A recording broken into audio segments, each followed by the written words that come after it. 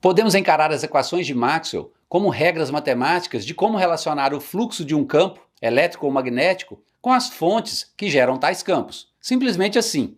É óbvio, então, que o conceito de fluxo é de crucial importância para o eletromagnetismo, o que, sem dúvida, justifica um vídeo só para falar disso. Se você quer entender as leis de Maxwell, então você precisa dominar este conceito antes.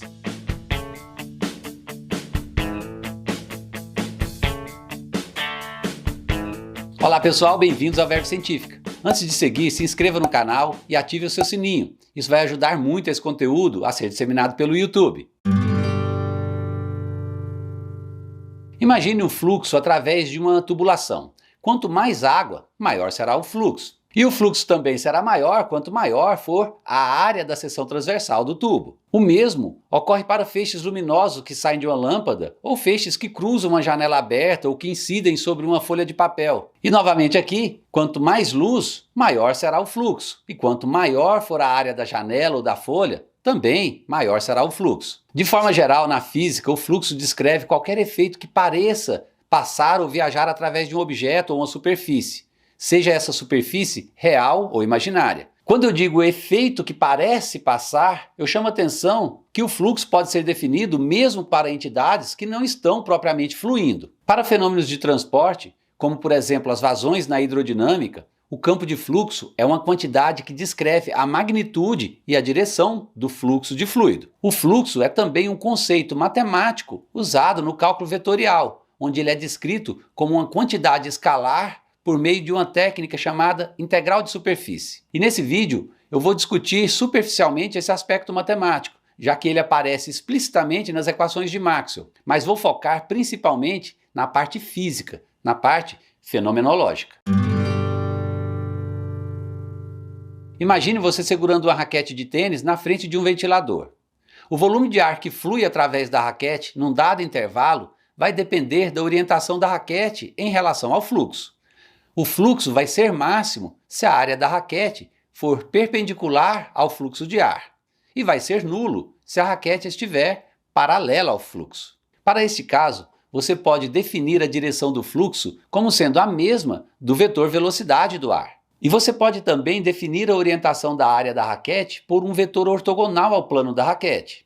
Aliás, para muitos pode parecer estranho, mas em matemática a área orientada é um vetor, normalmente chamado vetor normal da área. Isso porque ele é ortogonal à área. Se você o inclina, a área inclina junto. O vetor normal que direciona a área tem módulo 1, e por isso ele é dito também vetor normal unitário. Então, com a direção do fluxo e a orientação da área, você tem os elementos que precisa para operar com essas grandezas. Por exemplo, você pode determinar o ângulo entre a velocidade do fluxo e a normal da área e definir precisamente a orientação relativa entre a área da raquete e o fluxo de ar. Assim, quando a raquete está perpendicular ao fluxo de ar, o ângulo entre a normal da área e a direção do fluxo de ar é zero. Quando a raquete está paralela ao fluxo de ar, o ângulo entre a normal e o fluxo é de 90 graus. Você pode pensar nesse ângulo como um ângulo qualquer pelo qual a raquete foi inclinada para longe da perpendicular, seja ele maior ou menor que 90 graus. Sabendo disso, agora nós podemos definir matematicamente o fluxo de ar que passa pela raquete.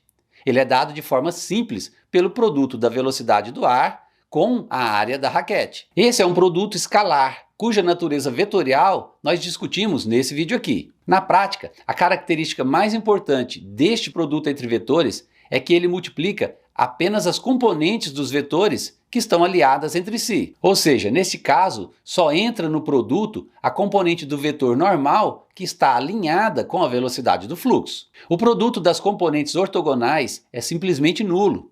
Então, nós podemos escrever este produto por meio desta expressão, onde aqui a cosseno de θ é a componente do vetor normal que está alinhada com a velocidade. Você pode olhar isso de outra forma e pensar que o produto é entre a área orientada com a componente ortogonal da velocidade do fluxo, que é v cosseno θ. As duas descrições são estritamente equivalentes. Note finalmente que essa definição contempla o que nós já esperamos. Se o ângulo for zero, o seno de θ vai ser igual a 1 e o fluxo vai ser máximo. Se o ângulo for de 90 graus, o seno de θ é nulo e o fluxo será nulo.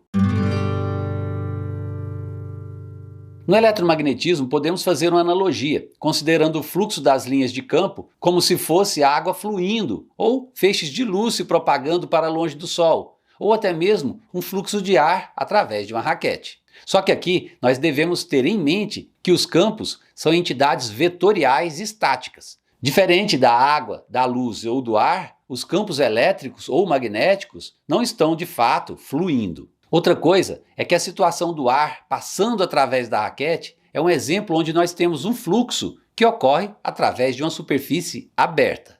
Mas como é que seria se a superfície fosse fechada? Como, por exemplo, a de uma bola de futebol americano, um amendoim ou um abajur? Bem, nesse caso nós poderíamos ter duas situações. A primeira situação é quando a entidade que gera o fluxo está fora da superfície. Aqui haverá um fluxo entrando na superfície por um lado e um outro fluxo igual saindo pelo lado oposto. Nesse caso, o fluxo resultante é nulo. A segunda situação é quando a entidade que gera o fluxo está dentro da superfície fechada. Com isso, as linhas de fluxo sempre vão fluir de dentro para fora ou de fora para dentro, dependendo do que está gerando o campo. Em ambos os casos, o fluxo resultante será diferente de zero, ou será positivo ou será negativo. Na discussão anterior, para a raquete, nós consideramos um fluxo uniforme, mas em situações mais gerais, o campo de fluxo pode variar sobre uma grande superfície, ou seja, o fluxo numa região da superfície é diferente do fluxo em uma outra região. Então, essa definição de fluxo que nós vimos só tem sentido para uma área sobre o qual o campo é aproximadamente constante. Mas nós podemos generalizar essa definição usando noções intuitivas de cálculo diferencial e integral. Imagine uma superfície de forma genérica. Agora, divida essa superfície em um grande número de pequenos elementos, minúsculos, cada um com área ΔA. Agora considere um fluxo qualquer atravessando essa superfície. Através de cada um desses elementos de área, haverá um pequeno fluxo e, dependendo da orientação do elemento de área, esse fluxo pode ser maior ou menor. Isso fica claro quando definimos o fluxo em cada elemento. Você vê que alguns estão orientados quase que de forma perpendicular ao fluxo, enquanto que outros estão orientados quase paralelos. O pequeno elemento de fluxo ΔΦ em cada elemento de área pode ser escrito então da seguinte forma.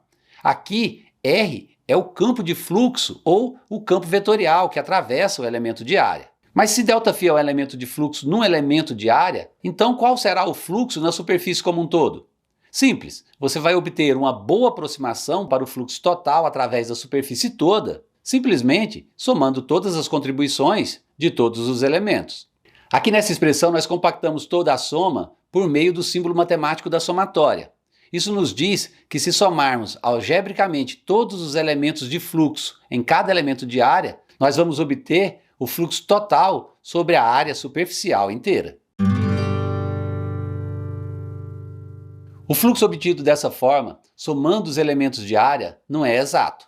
Isso porque as áreas não são de fato pequenos retângulos planos, mas sim ligeiramente convexos. Com isso, o campo de fluxo, através de cada elemento de área, não vai ser exatamente constante, e o valor obtido pela somatória vai ser apenas um valor aproximado. Quanto menor for o elemento de área, melhor vai ser a aproximação para o valor do fluxo. Se você quiser obter o fluxo exato e com precisão e rigor matemáticos, não tem jeito. Você tem que recorrer ao cálculo diferencial integral. O cálculo é uma ferramenta matemática que permite converter uma linha serrilhada numa linha lisa, uma figura pixelada numa forma contínua e uma superfície poligonal numa superfície suave. Esse é o nosso caso, e nós podemos conseguir isso se a área de cada elemento for infinitamente pequena, se aproximar mesmo de zero, e nesse ponto o número de elementos de área sobre a superfície será infinitamente grande. Nesse caso, nós substituímos o símbolo da somatória pelo símbolo da integral, e com isso a soma passa a ser feita pelo cálculo integral. E a definição geral de fluxo passa a ser a integral do campo de fluxo sobre uma superfície fechada. Tanto a somatória quanto a integral nos dão a mesma noção física do que é fluxo. É a soma sobre todos os elementos individuais e finitos de fluxo. A diferença é que uma integral soma um número infinito de elementos de fluxo que são infinitamente pequenos. A integral de superfície é apenas uma forma abreviada de dizer: divida a superfície em vários pedacinhos, calcule o fluxo em cada um deles e depois some-os. Esse tipo de integral, que define o fluxo, é chamado de integral de superfície e deve ser calculada sobre a superfície inteira. A dificuldade para se realizar o cálculo dessa integral depende normalmente da geometria da superfície. Se a geometria da superfície corresponder à simetria do fluxo, a coisa fica simples. Caso contrário, o cálculo pode ser brutalmente complicado. Por exemplo, suponha que um campo de fluxo esférico seja colocado no centro de uma caixa cúbica. Ele teria linhas de fluxo que não são ortogonais à superfície. Embora o cálculo não seja inviabilizado, isso o torna imensamente complicado. Por outro lado, quando a superfície tem a mesma simetria do campo de fluxo, a integral é trivial, sendo nula ou então tão fácil de resolver que seja possível efetuar as contas mentalmente ou com uma regra de 3. Neste caso, onde a superfície e o campo são ambos esféricos e concêntricos, o fluxo de campo sempre será perpendicular ao elemento de área, ou seja, paralelo ao seu vetor normal. Com isso, a integral de fluxo se reduz apenas ao produto do campo de fluxo e da área total da superfície, que para o caso da superfície esférica é 4πr². Esse é exatamente o tipo de situação que ocorre com mais frequência nos exemplos didáticos do eletromagnetismo.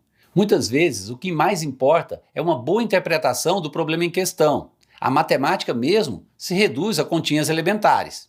Isso mostra que você não vai precisar dominar o cálculo diferencial e integral para ter uma boa compreensão do eletromagnetismo. Tudo que você precisa é dominar essas ideias sobre fluxo que eu acabei de apresentar. E com isso, todos os conceitos agregados nas equações de Maxwell estarão ao seu alcance. Esse vídeo termina por aqui. Se você gostou, dê um like agora e assine o canal. Tenha Verve Científica. Um abraço e até a próxima.